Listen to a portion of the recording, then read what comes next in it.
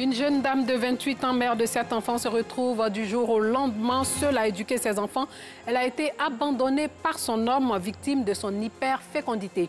Et puis plus de 17 millions de Ghanéens choisissent aujourd'hui leur président et leur député ici à Abidjan. Les ressortissants ghanéens expriment leurs attentes. Bonsoir et bienvenue dans le journal. Elle a 28 ans et 7 enfants. Cette jeune dame a fait 3 fois des jumeaux. Depuis, l'homme avec qui elle vivait à Grand Laou l'a abandonnée avec les enfants. Nadia vit désormais dans la précarité. Elle arrive à survivre grâce aux personnes de bonne volonté. Dangui Dangui transmet ici le cri de cœur de cette jeune dame. Quand la nuit tombe, Nadia est entre-donnée à téter à son dernier-né, s'occuper des autres enfants et suivre la cuisson du repas du soir. Abandonnée par son mari, Nadia a 28 ans, est seule à s'occuper de ses 7 enfants, dont 3 jumeaux. Quand je prends la route là, c'est les gens là, ils me donnent 5 francs, 5 francs, 10 francs, 10 francs, 500, 500. Et puis je prends pour payer riz, pour les donner. Quand ils sont malades, je crée les médicaments indigènes. Si maman n'a pas l'argent, je l'envoie ça à Centre social là-bas. Et aussi, c'est pas tous les jours que je les trouve là-bas. Depuis, elle et ses enfants vivent dans une chambre située dans le bas-fond, juste derrière la grande mosquée de Grand Laou. Le crime de la jeune femme, sa trop grande fécondité. Mon mari, quand il fait grossesse pour le dernier jumeau là, je suis venue faire échographie. Et puis je suis arrivée là-bas, je lui ai montré le papier. Il dit papa que je vais lui montrer le papier. C'est ça, il dit pourquoi papa que je vais lui montrer le papier. Quand il a vu que les jumeaux là, c'est les jours que il a fui. Jusqu'à où il dit. Il a fui. Moi aussi, je n'ai pas l'argent pour payer mes médicaments. Il a fui sur les conseils de son marabout, qui a prédit encore des jumeaux après les 3 grossesses jumellaires.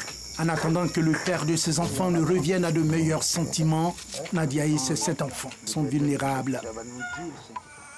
Ce matin, elle et ses enfants se préparent à aller au centre social. Quand mes enfants ils sont malades, là, c'est m'aider un peu, donc j'en vais là-bas. Se déplacer avec les 7 enfants est un défi. Serge a déjà assisté à un des voyages de Nadia. Je partais dans mes tournées dans un village et je vois Nadia avec 7 enfants. Je viens devant le guichet, elle demande à avoir un ticket. Moi-même étant passager, je demande comment un ticket avec tous ces enfants-là? Non, c'est pas possible. Et elle a commencé à se plaindre qu'elle n'a pas les moyens, elle a l'argent d'un ticket et puis on refuse de la prendre. Elle et ses 7 enfants.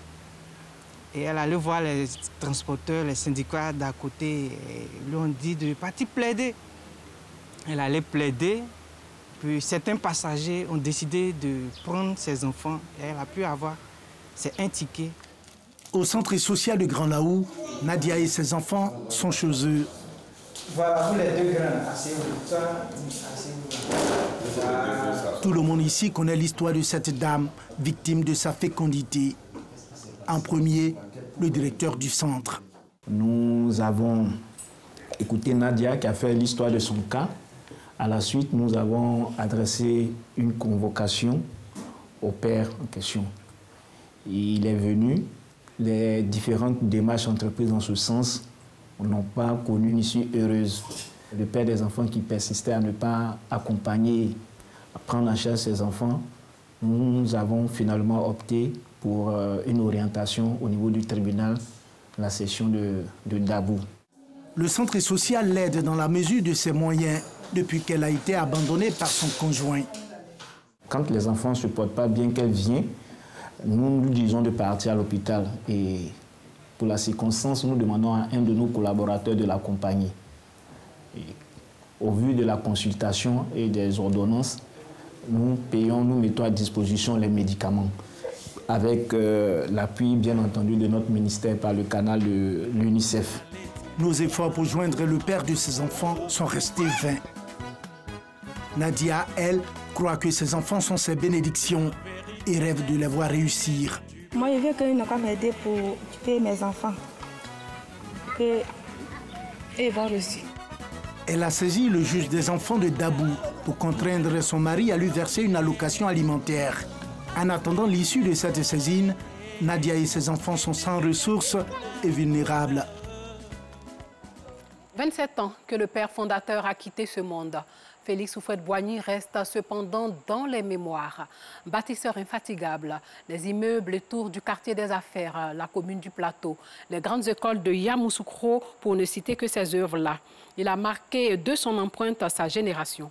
Aujourd'hui, 7 décembre, à l'occasion de la commémoration de son décès, nous Sangaré a rencontré l'un des doyens, Honoré, qui fut l'un des chauffeurs au palais présidentiel.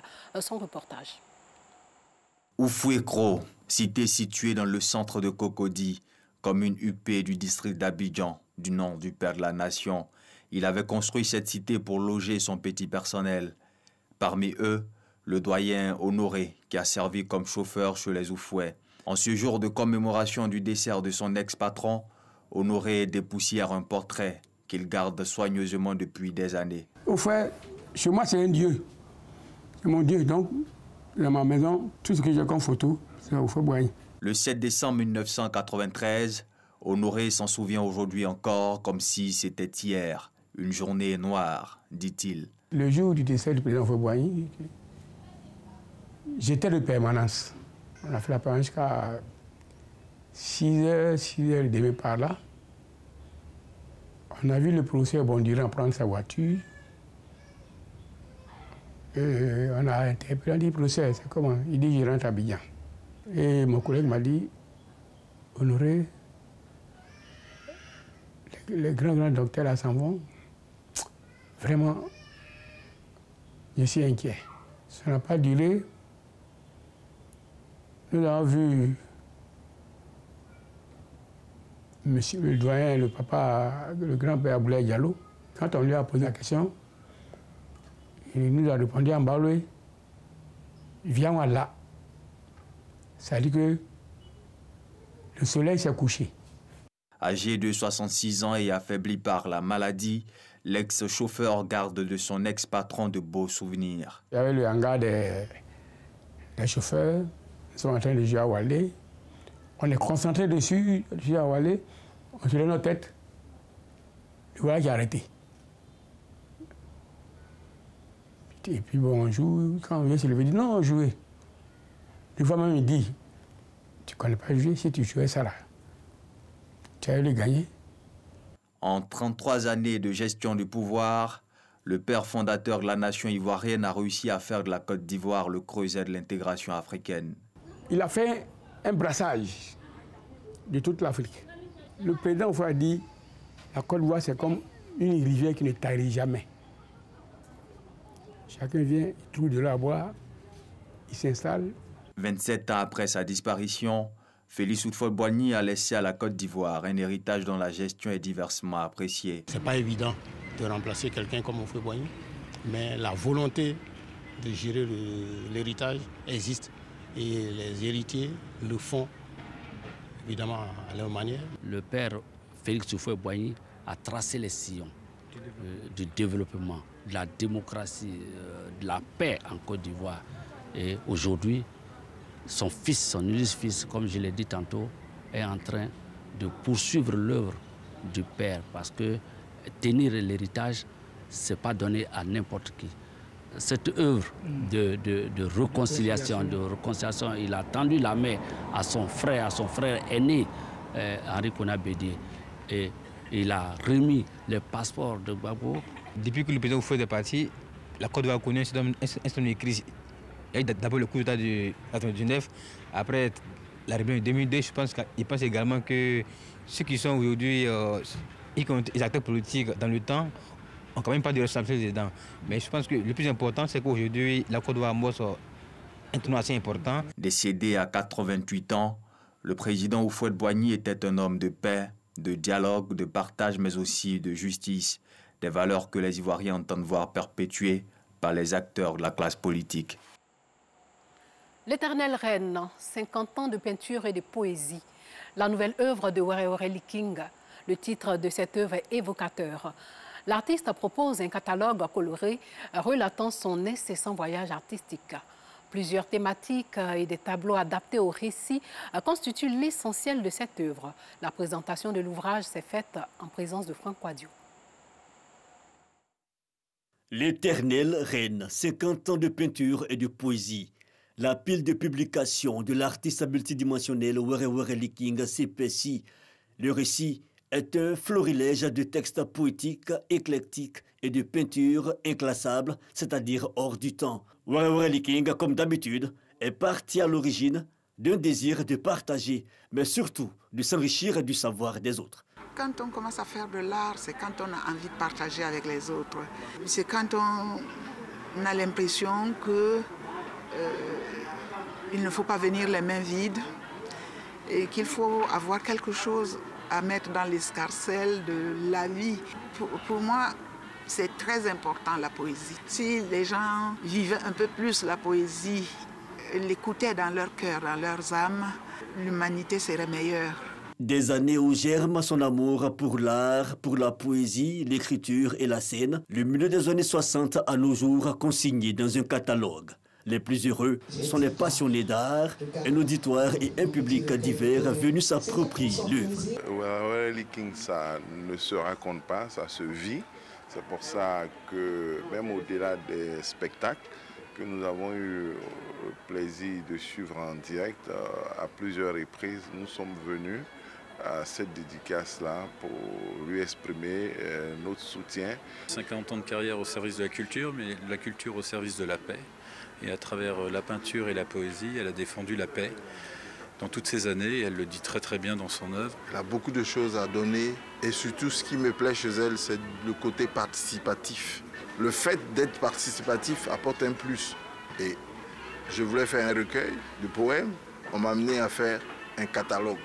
Were Liking, une trentaine de publications, n'est pas que conteuse et peintre. L'artiste né au Cameroun, son pays d'origine en 1950, est aussi marionnettiste, metteur en scène, créatrice de mode, chanteuse, chorégraphe entre autres. Et ce demi-siècle d'expérience réserve encore bien de surprises aux férus de culture. Plus de 17 millions de Ghanéens choisissent aujourd'hui leur président et leur député. Le chef de l'État ghanéen sortant, Nana Akufo-Addo, et son rival de toujours, l'ancien président John Mahama, s'affrontent. Ici à Abidjan, les ressortissants ghanéens expriment leurs attentes. Alassane Drabo était dans la commune de Trècheville, la commune réputée être le fief des Ghanéens en Côte d'Ivoire. Un lundi matin, pas comme les autres, à l'ambassade du Ghana en Côte d'Ivoire, les portes sont fermées. C'est que depuis plusieurs jours, les autorités ghanéennes en poste à Abidjan sont rentrées au pays pour prendre part au scrutin de ce lundi 7 décembre 2020. Ici à Trècheville, au célèbre quartier Apollo, réputé être un quartier à forte concentration ghanéenne, les ressortissants expriment leurs attentes. Si c'est Mahama qui a gagné ou bien si c'est Nana Addo qui a gagné, on veut. C'est seulement on veut que la paix ne va venir seulement, c'est tout. Si il y a la paix, c'est ça qui fait que le développement va venir dans le pays. Là, soit les jeunes qui sont là, ils vont gagner travail aussi. Je veux la paix, le développement. C'est que le meilleur gagne quoi. Les jeunes Ghanéens souhaitent pour la plupart la réduction du chômage. Le président, il sait qu'il va développer le pays et puis les jeunes aussi vont commencer à travailler, tout ça là. Donc les enfants vont travailler. Bon, ils vont avoir l'argent, tu as vu. Si c'est ancien qui va rester, il va faire son travail. Si nous aussi vient, nous aussi il fait son travail. Son idée qu'il a vu qu'il est venu président, mais quand aussi, mais qu'à faire bon, et puis nous aussi on va laisser.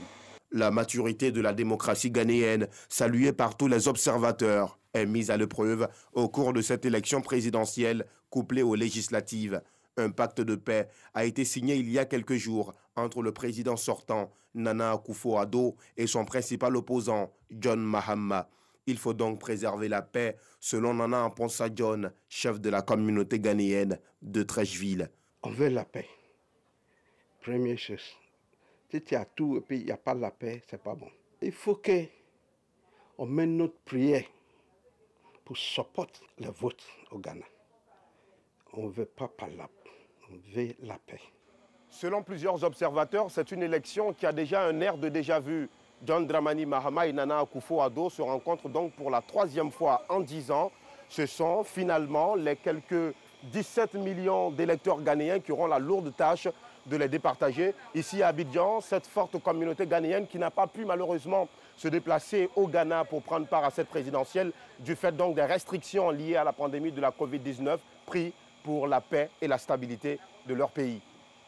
Merci Alassane Drabo. Sachez que Déoulé Omer Kwame assure désormais l'intérim de la présidence de la FIFA jusqu'à la prochaine Assemblée générale. La décision a été prise lors d'une réunion du comité exécutif de la FIFA aujourd'hui même. Il remplace donc Augustin Sidi Diallo, décédé en novembre dernier. Voilà, c'est sur cette information que s'achève ce journal. Portez-vous bien.